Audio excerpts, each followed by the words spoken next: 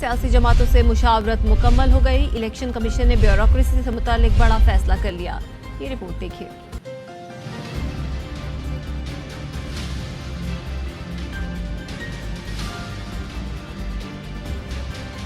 Election commission का bureaucracy से मुतालिक बड़ा फैसला। सूबों में 3 साल से जायद अरसे से तैनात अफसरान को वफाक बुलाने की हिदायत। पुलिस और पाकिस्तान एडमिनिस्ट्रेटिव सर्विस के अलावा सेक्रेटेरिएट ग्रुप, OMG, एक्स-कैडर अफसरान फौरी वफाक रिपोर्ट करें। अफसरान की फहरिस्त 3 से 4 दिन में फराहम की जाए।